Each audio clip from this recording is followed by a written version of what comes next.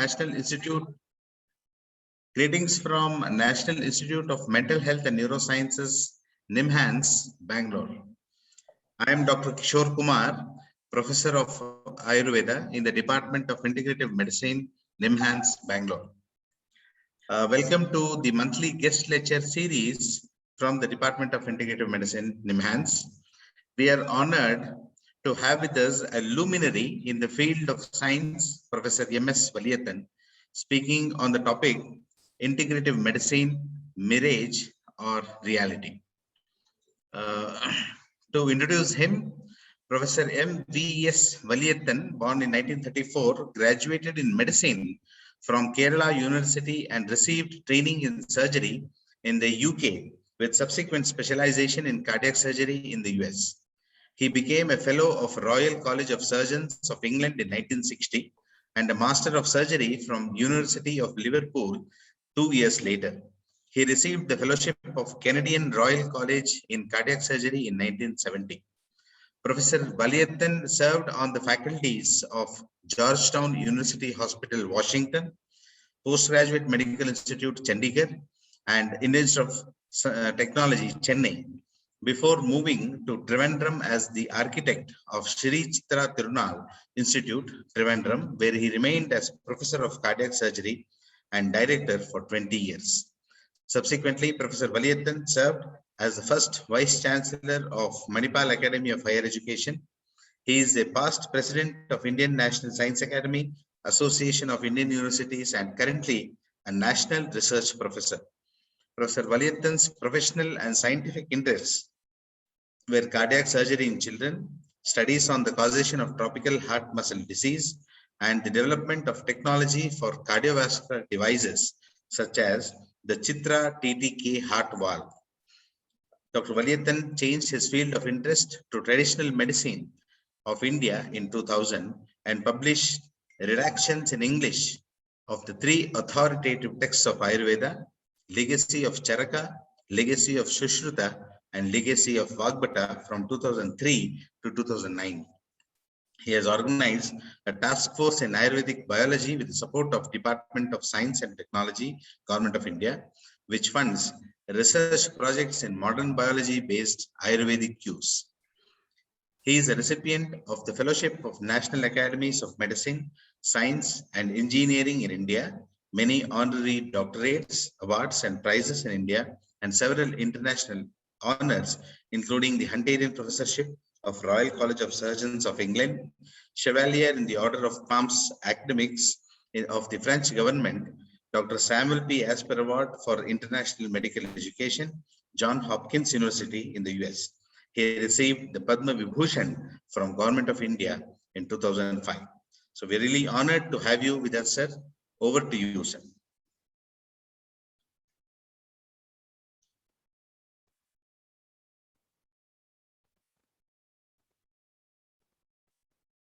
Do you have slides to share, sir?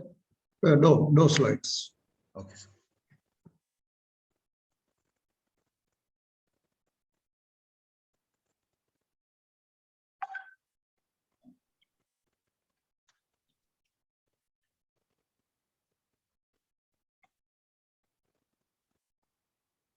We can begin, sir.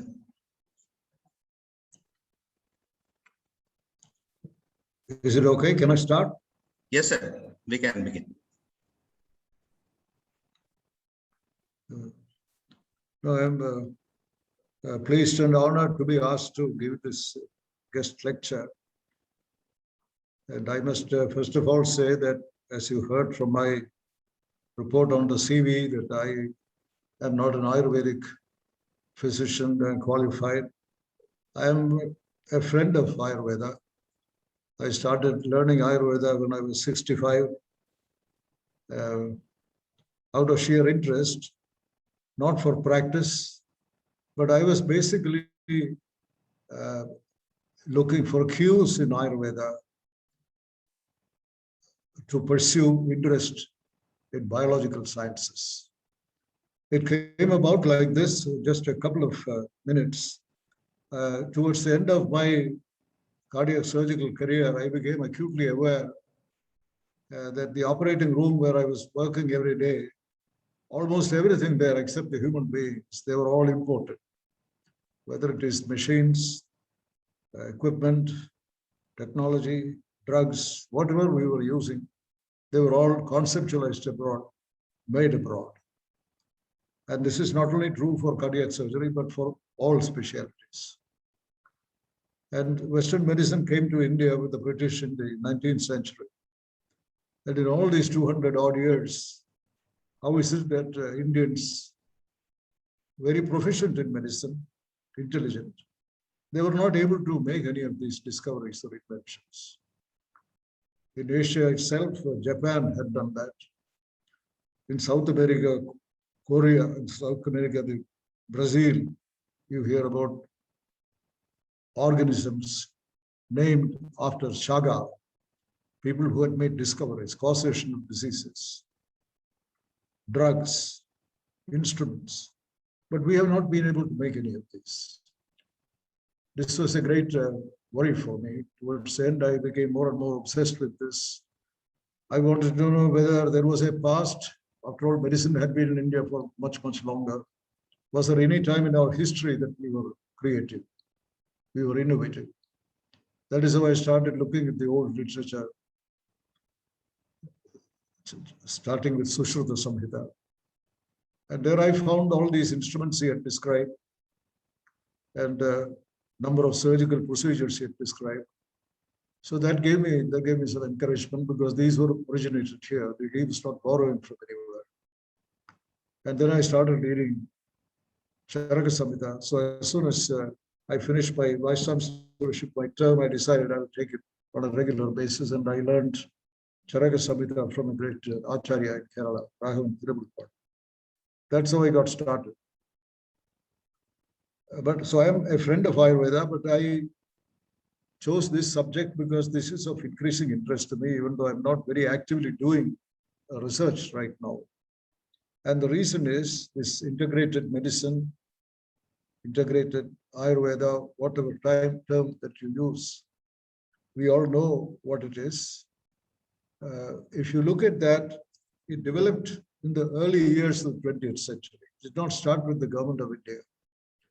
Because in the early years of the 20th century, Ayurveda was possibly in its worst phase in history. Their status was very poor, government gave no support. Gurukulas had virtually disappeared. There was no drug manufacturing anywhere. Physicians had to make the drugs themselves or ask the patients to make it in their house. This was not very practical. So Ayurveda had the worst period at that time. But that is where P.S. Warrior of Kottakkal, Vaidyaratnam, Lakshmipati in Chennai, Gananath Sen in Calcutta, these were very traditional, learned Ayurvedic physicians. And they started a movement which was really integrative and very progressive. P.S. Warriors I know personally, because he knew, for example, if patients coming to him, if you simply give him a prescription and say you go make it in your house, they could not do that. They wanted some medicine they could take straight away. And this became, he knew it was a very difficult problem. Secondly, Gurukulas, training people. It was impossible for teachers to accommodate students at their house. They lived in a small house. You can't accommodate people. So Gurukula was no longer practical. So he recognized these difficulties and he started innovating against severe opposition from traditional Ayurvedic physicians. Manufacturing of drugs, all as per the ancient protocol. Quality control was there as it existed. And marketing, manufacturing under direct supervision and marketing. That was a huge success. He started an Ayurvedic Pathashala, students with a hospital, and they also had experience in the manufacture of drugs. The training process included all this. And in every one of these, he faced opposition. And he also spent part-time for 3 years. Every week, he would go and visit Dr. Varghese, an ophthalmologist in Kannur. Very difficult to travel from Kottakkal to Kannur. But he would go and watch how he was doing. Their diagnosis, treatment, observation, urine examination. Many of these things he observed there. So what he did was he found whatever was interesting, applicable, which he found was necessary, we should do. He learned it from there and directly transferred the technology to Kotak. He was not ashamed, he has written about it. So it was an Ayurvedic physician choosing what he wanted, what was applicable. That is really integration, if you ask me. This is the background. It may have happened in other places which I am not familiar with. But the integrated medicine, that whole concept and the movement began after independence. They had the Medical Council of India, which had been there even earlier. Based on that, they formed the Central Council and the committees, Udupa Committee, several other committees. And their method of integration was very different, not from what these traditional people have done. This was taking very much like what the syllabus committees do, what Medical Council was doing. So they would read whatever was the medical text. Medical Council says this. What they felt it is essentially an exercise done by a committee in a room. They discuss and they adopt, and the syllabus is formed. This is how it started. It went through many revisions. But what alarmed me, I was not familiar with all this. As you know, I was completely far away from all this. But a few years ago, when I happened to read the report of Shailaja Chandra, who was the first secretary of Ayush department, she did a survey of the status of Ayurveda and folk medicine in India after extensive 2 years of study, visiting many institutions in the states. And that's a historic report, 2 volumes. And there she says that in this integrated syllabus, 70% is modern medicine or science. This is what she writes. I have asked her and she said, yes, she has checked. I have not. That is one thing which worried me very greatly. Because Ayurveda, they spend, after all, their students who enter the same entrance examination. They came with the same aspirations. Spending only 30% of the syllabus in Ayurveda. Is it enough? This bothered me. Because from my little learning, these 3, the Brihatrayee, that's all I have studied. I knew that 30% time is simply not enough if you study these. And the second thing which worried me was the same report. She says that out of this 15,000 or so, now perhaps more graduates coming out of these Ayurvedic colleges, except Karnataka and Kerala, this is what she says. Most of these, they get employment in nursing homes and work there for several years. And the nursing home work has nothing to do with Ayurveda at all. They are working as physicians' assistants, doing emergency duty and so on. Now, how would they do Ayurveda? They are losing all contact. And the third thing came, which bothered me. Some 2 or 3 years ago, the government came with a scheme that there is a 1-year course for BAMS graduates. That 1-year course, if they take, then I don't know whether there is an examination, then they will be eligible to get MBBS. I thought nobody, I was surprised to read this. I didn't think anybody would come forward, having spent 5.5 years learning Ayurveda, getting a degree, employable. Why would you want to leave that and go a 1-year course and get MBBS? But to my utter surprise, I was told that more than 1,000 people applied for this. So there is something really troublesome in this, what we are doing. I am pretty sure that Ayush and many others learned in this field. They are aware of this, and I'm sure they'll be taking steps to correct this. I have very little to add because I don't know enough about it, but I have these concerns. And personally, I have observed the last several years, I have gone to many Ayurvedic colleges to give some lectures, convocation address, and so on. And I have a lot of time I spent with the students. And the students, they have a different type of problem. First of all, they want to learn more and more modern medicine. They read about some new advances in diagnosis, treatment. They're excited reading this in the newspapers. They want to learn these things. That curiosity is very strong. And the second thing which they told me, I asked them actually, when you pass your examination, what will you do? They said there are no good jobs for us. And we are not confident about starting a practice. This is the most important. It is true in modern medicine also. They are not very confident about starting a practice because they've got to pay the salaries for some people, they have to pay the rent, running the place. Where is the income? Will the patients come? And if a patient comes with some serious illness, how do I handle it? They have no guidelines. There is no experience. This is something which we are all afraid of. This is another thing I heard. These are serious issues. I'm sure that teachers are aware of this. So I don't know what the solution is, but I do know that this problem exists. And there I felt I'm basically a research-oriented person. And I feel there are great possibilities of research. And in the field of Ayurveda, I think there are two large areas of research. How that comes in with the students' future, I'll come to that in a minute. The research, one is the clinical research. But the other is the basic science approach. There are two. Clinical research essentially is to create evidence.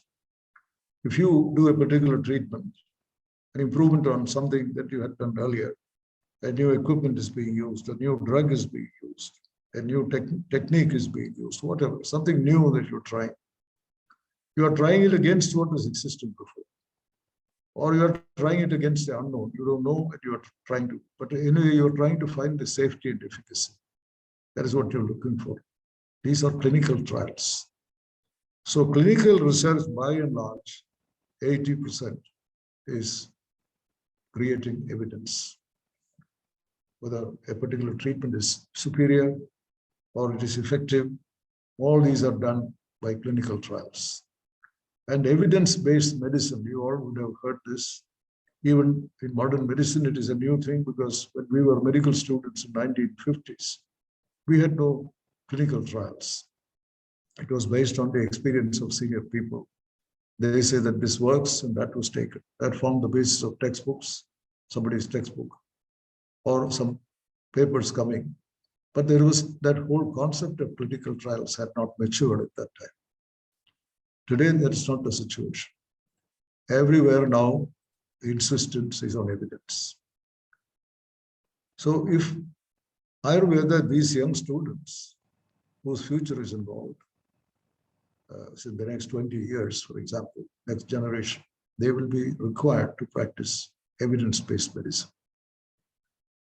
Now, evidence-based medicine, very often, as you think it is a double-blind, randomized controlled trial.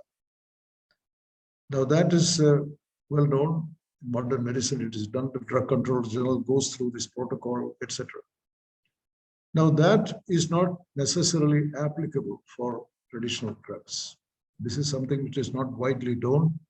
But in 2000, there was a meeting of the WHO, and Shailaja Chandra attended on behalf of India. In that meeting, they discussed this whole issue. For traditional medicine, is it necessary to have a double-blind, randomized controlled trial? So there was even conceptually, there are some difficulties for Ayurveda to do double-blind, randomized controlled trial. Because when you say there is a control group, there is a study group, you are assuming that control group, all those people are identical. In Ayurveda, as you know very well, the dosha prakriti, you cannot say all these people are identical. That is not acceptable. So there are difficulties. Other systems, Chinese system, they have their objections. So finally, that meeting resolved that for traditional medicine, for these clinical trials, safety, efficacy, they modified this or liberalized it, if you like. First of all, there is no need for controls. Controls will be the patient himself. If, for example, bronchial asthma, you are trying to treat, you offer an Ayurvedic treatment for it. The diagnosis has to be with all the diagnostic means. There is no confusion about it. The diagnosis of this disease is bronchial asthma, nothing else. That has to be certain. Once that is done, the Ayurvedic, the system which is chosen, Korean system, whatever you have chosen, that has to be detailed. It should be mentioned in the original text. And that is all written by the professionals of that system. Nobody else is involved in that. So if it is bronchial asthma, it has to be certain dietary restrictions are there, certain medications have to be given, panchakarma has to be done, various things may be there. Now, this protocol permitted all these things to be done. And that they called a black box. They don't dissect each one of them. In a double-blind randomized trial, you cannot have half a dozen things combined. Here, there is no objection to that. So, according to the protocol, but that should be written down. 1, 2, 3, 4, in what sequence, everything should be documented. And that entire treatment and the duration should be fixed. This is all done by the investigator, the Ayurvedic physician, or his team. And at the end of this, if the duration of treatment is 3 weeks or 4 weeks, and then the outcome are also decided at the beginning of the trial. How do you decide this is improved? It may be simple markers will do, for example, frequency of bronchial asthma. The patient was getting it every day. He was getting hospitalized every week, etc. And here in the outcome, he's getting the frequencies only once in a month. He doesn't get hospitalized like that. So the outcome, that should all be specified at the beginning of the trial. There should be informed consent from the patient. All these things should be there. It should be registered with that national agency. There is an agency registering these trials. That should be done. So all the laws should be complied. If this is done and say that A, treatment is better than B, that is acceptable evidence. It is not as strong as double-blind randomized, but WHO also accepts this is not with no evidence. This evidence is solid. It is accepted. Now this, even that is now 21 years, and we have not done any clinical trial.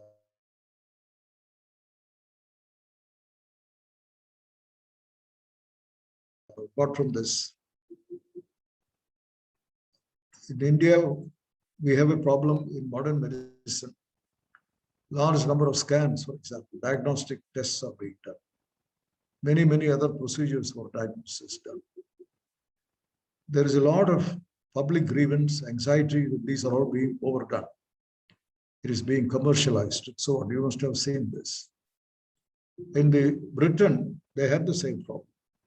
But what they have done is, there is an organization called Clinical Excellence, called NICE, National Institute for Clinical Excellence. Now, what that body does is, I won't go into the details.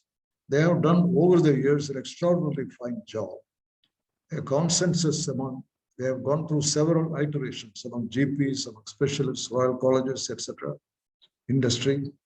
And they say that, for example, the use of scan in respiratory diseases or stroke or whatever, these are the indications for doing the scan or repeating it.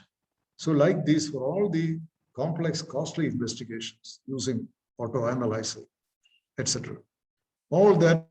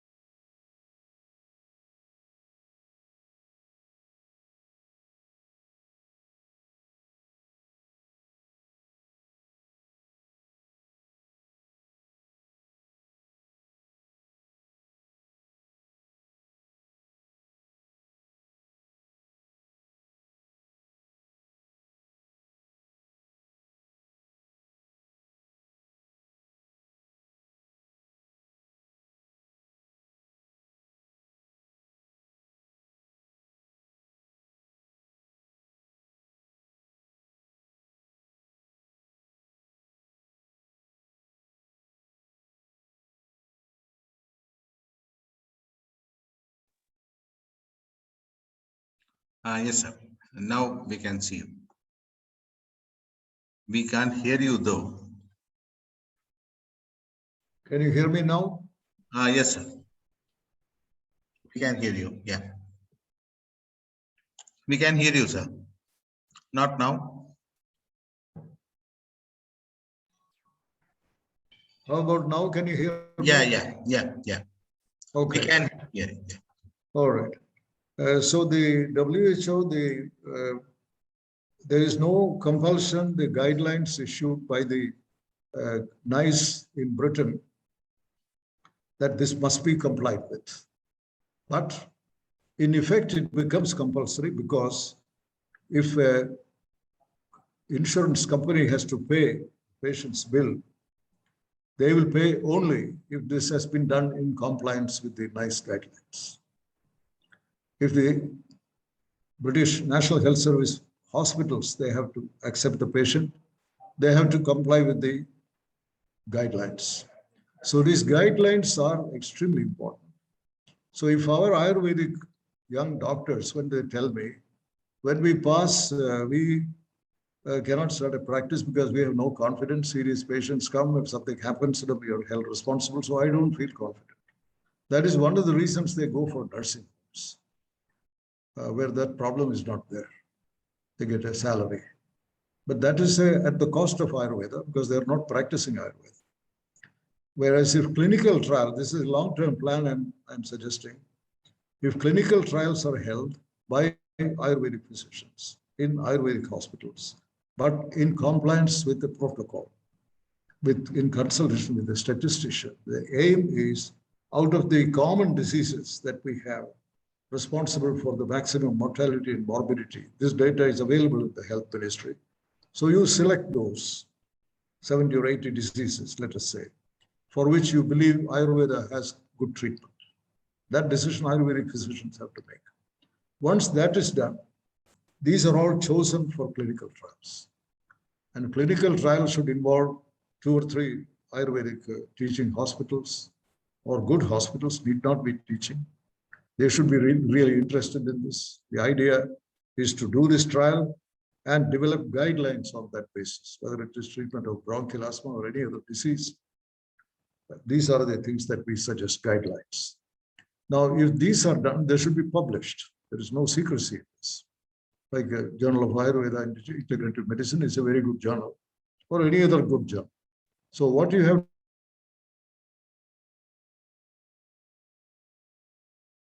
institution has to tell you. Whether 100 patients, you should be sure when you select 3 hospitals, you should be able to get that many number of patients and then comply with the protocol, record everything correctly so that that is publishable. And on that basis, guideline, there should be a national committee of eminent Ayurvedic teachers, experts, statisticians, etc. Public health people you can include if you like. And then based on that, you have guidelines for this. If a patient comes with disease A or disease B, these are the things they should do. So it is a tremendous support.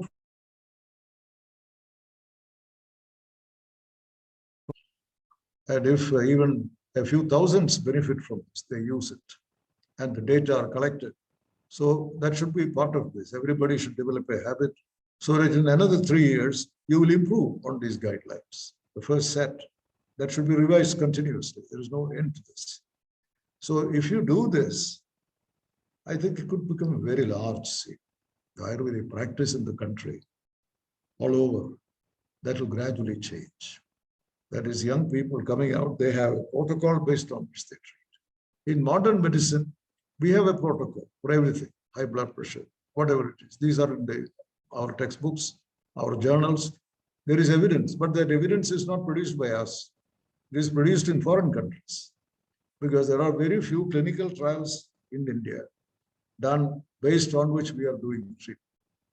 All these are our textbooks, standard textbooks we read, whatever subject it is. Indian textbooks are usually copies. The Western textbook, they are based on the work that they have done. So that is the evidence we are using. You have no such luxury. You have to produce your own. So I feel that these worries which I have on the present way of integrating which with all these, I don't know whether it works satisfactorily. If a great majority of them are taking jobs in nursing homes, as the report says, and if 70% of what you learn is modern medicine, and they don't feel confident when they come out. With all these, here is a possibility in clinical research. There could be an interesting way of functioning. They developed interest in investigative medicine. They became very good physicians, modern, up to date.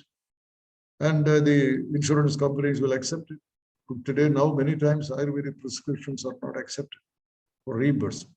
That is another practical side of it. If we have national guidelines for these diseases, and somebody has treated as per that, insurance companies may be willing to reimburse.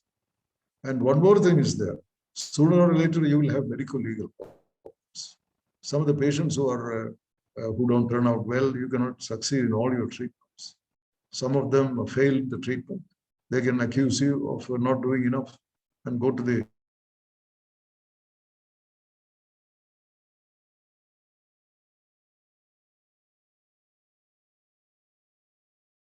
given to this. And here is a prestigious institution here. Many people will be listening, especially young people, because it affects their future. Otherwise, the way you're going on, you come out and you go to a nursing home for several years. What is it that you're learning there? You neither become a modern physician, nor do you gain expertise in Ayurveda.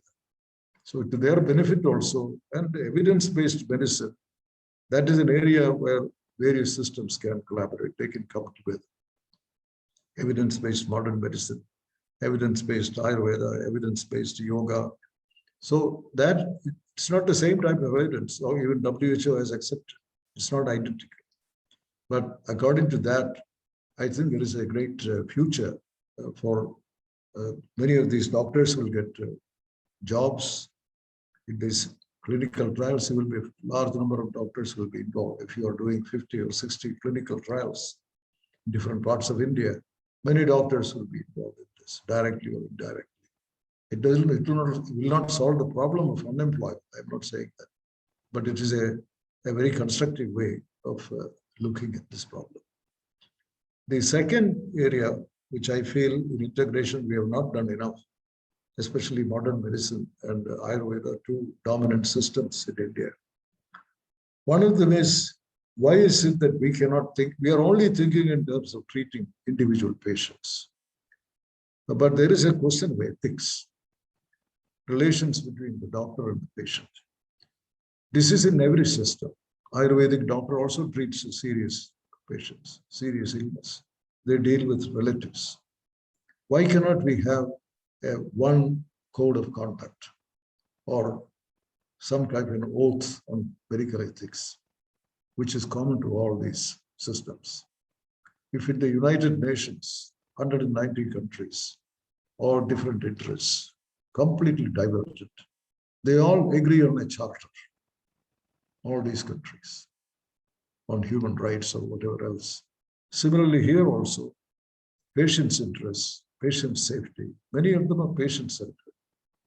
There, why cannot we have? That is a huge symbolic significance. All these systems, they subscribe to that, so that patients' interests are protected. That, I think it is that is an area of integration, according to me. If you have practicing evidence-based Ayurveda, evidence-based modern medicine, that is bringing these together, integration. Similarly, you subscribe to the same oath, patient-doctor relationship. That is an area of integration. I feel both these are important. One is large, the other is small. This is one area. And another area of integration. My idea of integration is not what it is today. Today it is some physiology is taught, some pathology is taught, how much should be taught. Basically related to syllabus. That is what the medical council did for modern medicine. So same thing in the committee room, people make these decisions. But here we have a slightly different way of looking at it. 2 areas where integration takes place. One is the evidence-based practice. That is bringing So practice guidelines will be issued. They take a lot of time, a lot of effort, but I think it is very advisable to do it. Another is developing a common code. That is another. And the third area is the basic science. Like I have been involved in this for the last several years. Almost all the research in Ayurveda since the 16th century, when Garcia de Orta, a Portuguese physician, came to Goa, and he wrote the famous book, The Simples and Drugs of India, in the 16th century. That's the first book on India's medicinal plants, which became very famous. Subsequently, there has been a lot of study on medicinal plants, all on taxonomy. Initially, everybody was studying plants, the plant family, characteristics, and so on. That was for almost 2 centuries. Large number of books are there, taxonomy. And the next phase was Sir Ramnath Chopra, 20th century early, taking extracts from the plants, isolating the chemicals from that, purifying them, testing them in animals, that pharmacology. So pharmacology approach was there. That was followed by natural products chemistry, where these were converted into drugs and used, like neem and so on. So there is a long history in the use of medicinal plants in India. We have not produced any great drug which is used all over the world out of these. The Chinese, an ancient system, they have one drug, as you know, artemisinin, falciparum malaria. We have not been able to produce anything, but I hope we will. But that is all until very recently. That is all. Research in Ayurveda means research in medicinal plants, almost synonymous. But there is a whole lot else in Ayurveda, which we could not investigate earlier. For example, dosha prakriti, vata, pitta, kapha. That's a very fundamental in Ayurveda, because that determines the manifestation of diseases. That determines the response to treatment. So it is essential for a physician to know the prakriti before you can treat the patient. But determination was made on ancient criteria, physical, mental, behavioral traits of these patients. That is how it was decided. That is all that could be done. But after the double helix discovery, 20th century, the second half, everything has changed. Because today we can genotype people. We know the genes, you can isolate them, you can study the mutations of the genes. These are all commonly done in many, many places. So these are feasible. So you can today check whether dosha prakriti, are there any genuine counterparts, vata, pitta, kapha, are they genomically different, not just observation alone. That kind of research can be done today. It has nothing to do with drugs, but that is really extremely important research, understanding ancient observations in the light of 21st century science. And what it will produce, I cannot predict, but it is only from work like this great discoveries will come. And there are many areas like that. Rasayanas, when you give. Rasayanas produce many effects in the body. What are those effects in the immune system, for example? Now, today, it's COVID, for example. On the basis of our experience, we say these combinations will give him strength, will give him protection, but we are not able to say how they act. So as long as that is not there, that information, this result always, there is a question mark on that. But if you know, you can do this and prove, today we have the means to do it. So this kind is a very large area, what I call Ayurvedic biology. It is advanced modern biology, but based on cues coming from Ayurveda. So that is another integration, because this cannot be done by the scientist without Ayurvedic inputs. And Ayurveda cannot make any advance in these areas. They will be still doing the old clinical traits after 2000 years. And it cannot move forward without this. So that is an area of essential integration. So I would suggest these entirely different from the integration of today. I think young people like you, faculty, you should start thinking on this. I don't see any discussion of these things. I hope you will make progress in this, which will do good for Ayurveda, It will do good for our young doctors, and it will do good for the country. I'll stop there and leave it for any questions that you may have.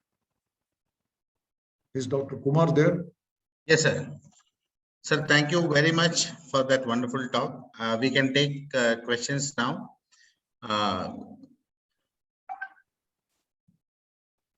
Please raise your hand or please post your questions on the chat box.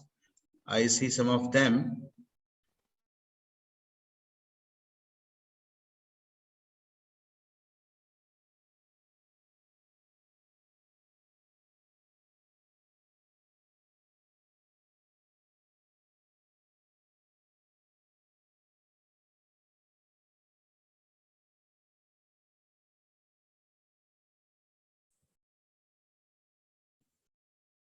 Dr. Manjari Joshi Keskar has raised her hand. Dr. Joshi, please ask your question, please.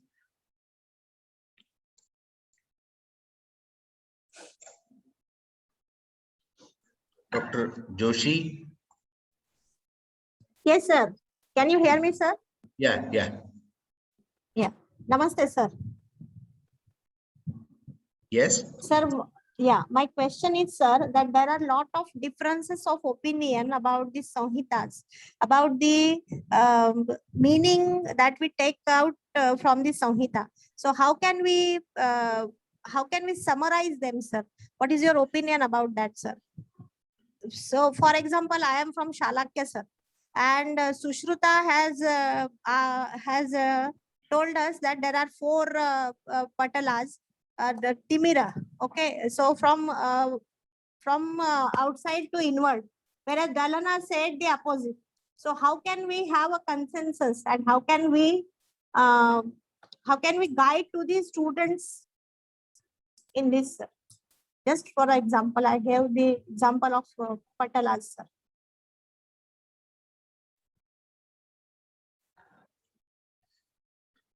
Sir, we can't hear you. I think sir is muted. Yes, sir. Sir, you are muted. Yeah. Now you. Yes. Now you must remember when you are teaching Sushruta, for example. Sushruta's practice of surgery was done at a time. He was a contemporary of Buddha or even earlier.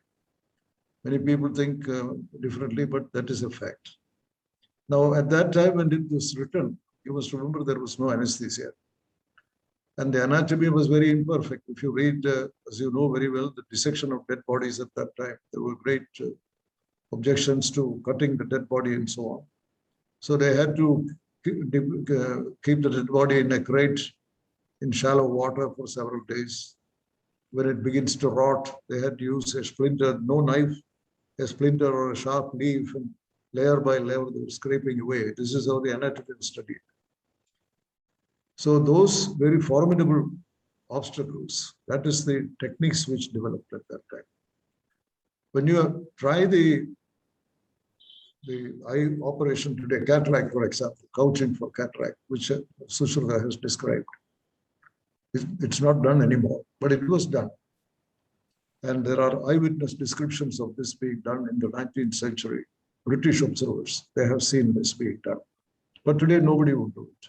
Why?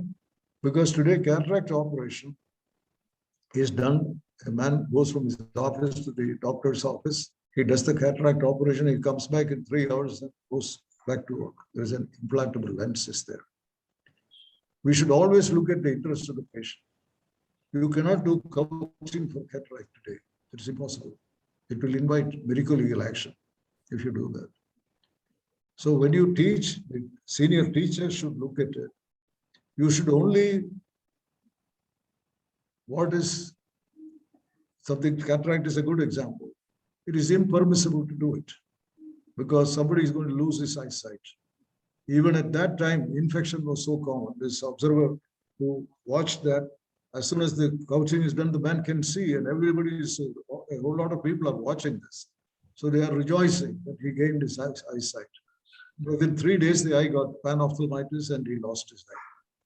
So that risk is there. Therefore, in choosing teaching this, you should always teach what is acceptable today for patients. But others should be mentioned because at that time, that couching was better. There was nothing, no alternative. That was all we knew.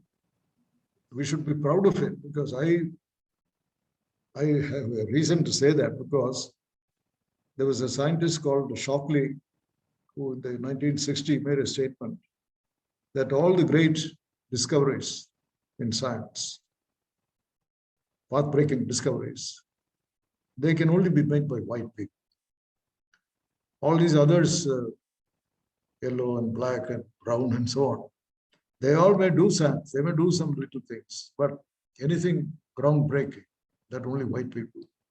So I was in the United States at the time and he was attacked, he was vilified, but he stood his ground.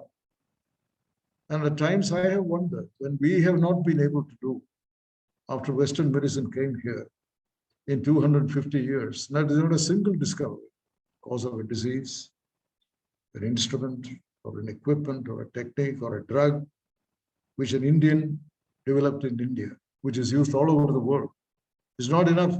I am using it in Kerala. That is not, the world should accept it, like Raman spectroscopy.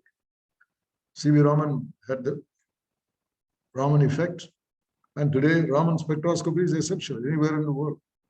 Something like that, or the artemisinin medicine is the Chinese way. Artemisinin is used all over the world for falciparum malaria. Something of that. We don't accept anything else. So I used to say this. Why is it? That is where we have to look. Whether are we incapable of doing that? Innovation. Sushruta tells us we are not incapable. When he was doing couching, nobody was doing that. No way to regain eyesight. So he developed a method without taking it from anybody. So I give the full credit to him. But today, 2,500 years later, we teach this. Historically, you should tell them this. When the world had nothing, here is we develop something here. That is the credit goes to Sushruta. But from a practical point of view, it is of no use. You can't use it today. This applies to many of these old Ayurvedic techniques. Cystolithotomy, for example, to remove bladder from the urinary bladder. Perineal cystolithotomy. There is a very detailed description of Sushruta. We cannot, that's admirable. I find it without anesthesia, how they did this. Very good description. But we can only teach from the historical point of view. That they should know that we were inventive. We could do these things. But today, from a practical point of view, we cannot use them. That also should be taught. Thank you, sir. Sir, one more question from Dr. Girish, Center for Public Health, Nimans. I wanted to seek your opinion on integrating Ayush for health promotion and public health. Yeah, certainly. I think the whole Swasthi Vritta in Ayurveda, it is all nothing but promoting health. So I think there is a whole lot in that code of conduct for living, whether it is the food, clothing, adjusting to various change in the seasons, Ritucharya, Dinacharya, all those, there are very, very detailed descriptions. And not only this, the conduct, Achara Rasa, that also is there. So I think that a lot of things, if you are developing a code for healthy living, to stay out of much of it is preventive health. Thank you, sir. One more from Nithin Krishnan. Could you please mention measures an Ayurveda Institute can take up for conducting Ayurveda biology program? No, I'll be, Ayurveda, it's Ayurvedic biology, that term, there is a little history there. Some 15 or 20 years ago, the annual meeting of the Indian Academy of Sciences in Bangalore, that was being held in Banaras. And T.V. Ramakrishnan, a very eminent physicist in the Indian Institute of Science, he was the president of the academy. He was chairing the meeting. So there I mentioned this. There is areas in Ayurveda, like this, for example, dosha prakriti, or panchakarma when you are doing what are the immunologic changes in the body, like that. All this involves studies in modern biology, modern immunology. They have never been done because we always concentrate on medicinal plants. That should be done, but this is something which we have the tools to study today. So I mentioned this Ayurvedic biology and some examples. So after the meeting, Professor Ramakrishnan called me and he said, can you write this, what you said today? Because the Indian Academy, they publish what are called vision documents. These are areas where the Academy recognizes there is a possibility for new science coming in this. So I wrote that, and 2006, the Indian Academy of Sciences published that as a decadal vision document. It is called Towards Ayurvedic Biology.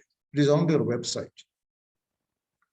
So that is the beginning of this. And the DST, the advisor in science, he saw this. And initially they started giving some money for supporting. I had mentioned half a dozen projects which could be done, including these dosha prakriti, genomic basis of dosha prakriti. And the paper came, it is in one of the Nature journals that came in 2015. Many institutions are involved, including Indian Institute of Science, Manipal, Pune University, and so on. They are all in CCMB, Hyderabad, very top institutions, Banaras University. So we have some 20-25 papers. So that is Ayurvedic biology. There is a Center for Ayurvedic Biology, JNU. It is basically a teaching program. I don't know, they are giving a master's degree there. And in Manipal, we have a Center for Ayurvedic Biology, very small. It is in the Life Sciences Center. And there, as you know, we are doing work now. There is one on Alzheimer's disease, which we are doing, in which you are involved. Now that, yes. So this kind of projects, very small, but a beginning has been made. But if somebody takes it and encourages it, many of these, I have only, as a friend of Ayurveda, I make suggestions. It is up to you to examine them and take it further. Thank you, sir.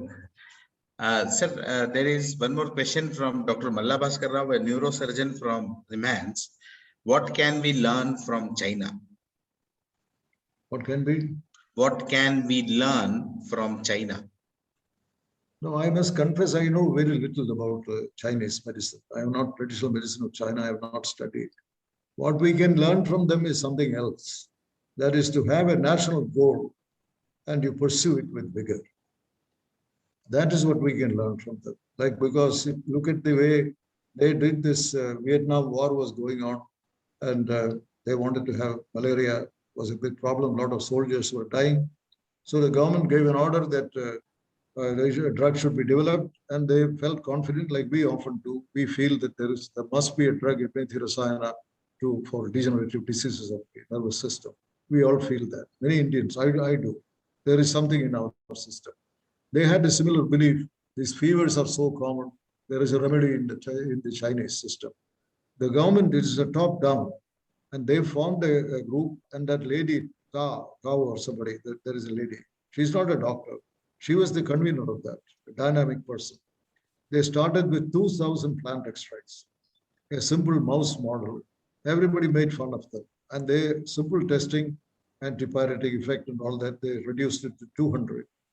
And that 200 they further analyzed in the animal model of the disease. They give it and try it. Very simple. And that, they brought it down to a much smaller number. All this took 10 years. And then they found in the last shortlist when they were trying, they were all negative, except one of them showed a mild effect.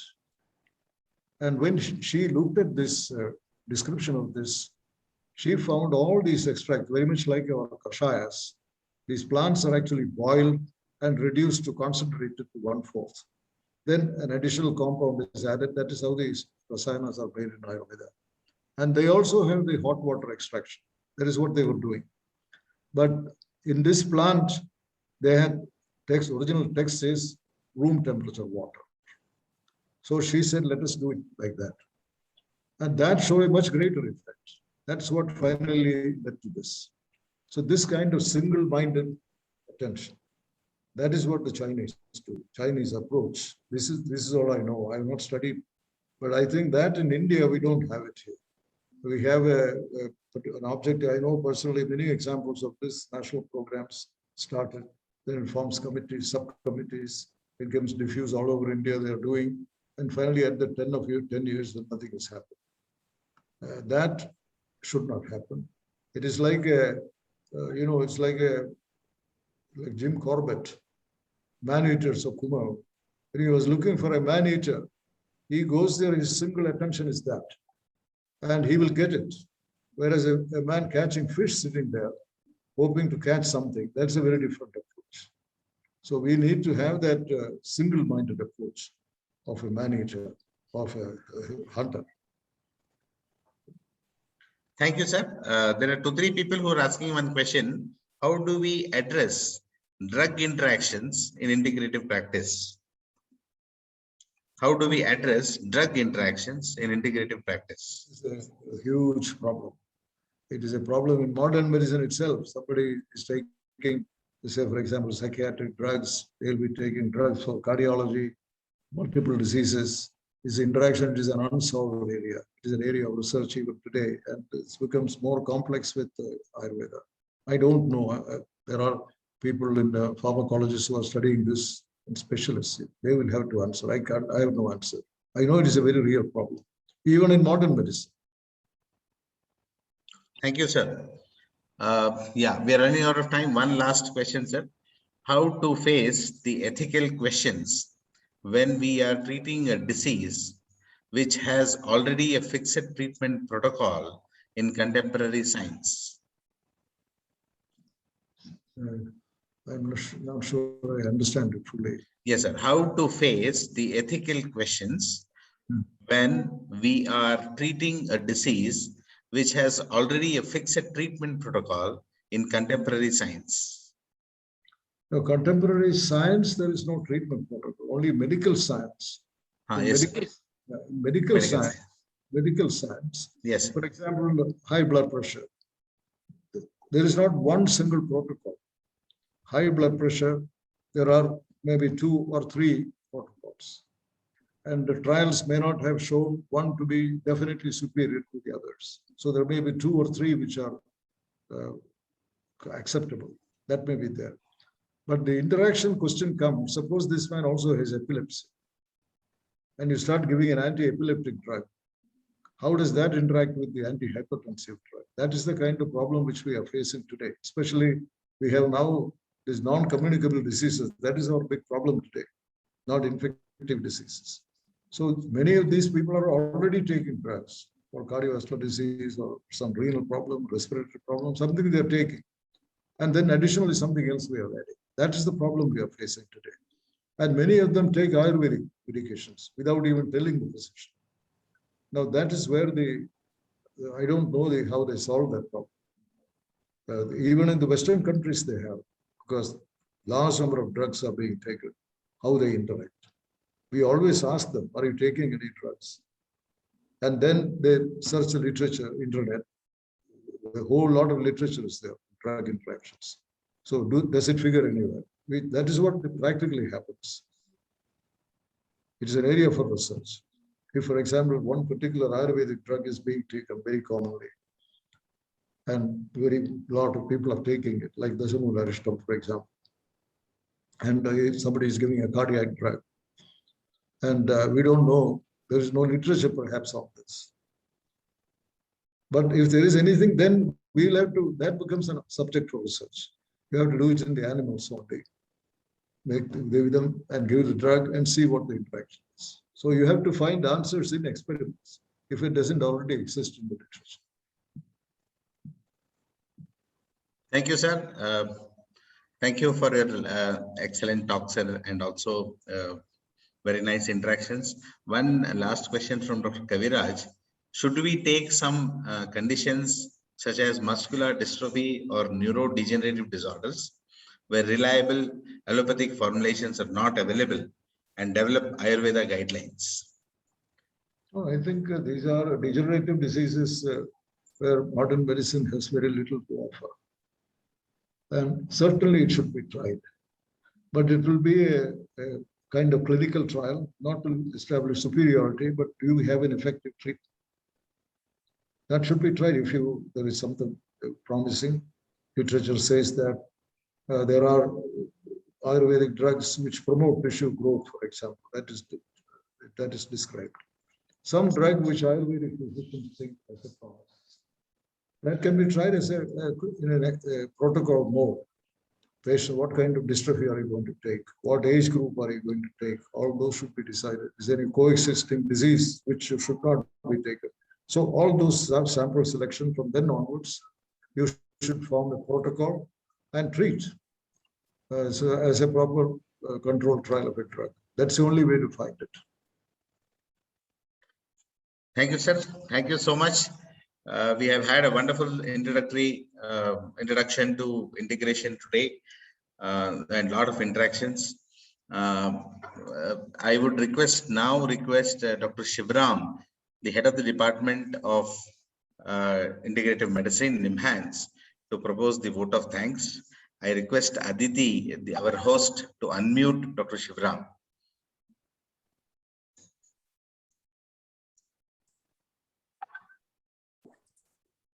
Can you hear me, Kishore?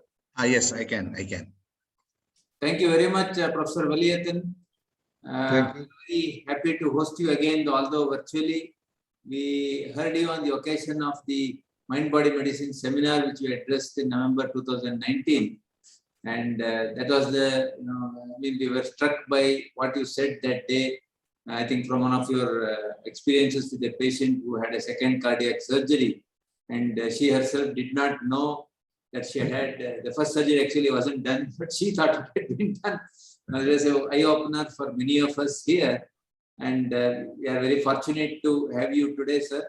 I think you addressed some of the most critical questions that we have to look, whether Ayurveda or allopathy, we have to go forward looking at evidence-based medicine, and that is now inevitable. How do we look at evidence in Ayurveda? Then we should follow the same old dogma that RCTs, maybe not, as I have pointed out. I think that's a very good thing, but modern scientific methodology, yes, I think should be used, not specifically RCTs. So you have given us a lot of wisdom, sir, and that is what we look forward from somebody like you. Knowledge, anybody can read from the internet nowadays. That's not a big difficulty, but wisdom is very difficult to get, and we get it from people like you. We are very thankful that you accepted our invitation, Thank sir. you. Forward to work with you again in some capacity or the other. We will also try and visit you at Manipal once the corona crisis is over, sir. Thank you very much.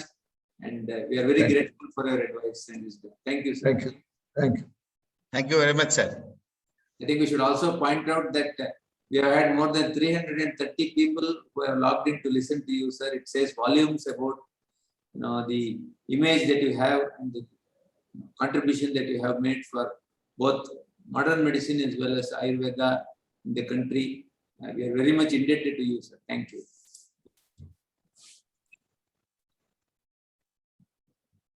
So thank you, everybody. This will be available on YouTube after some time for people who missed it.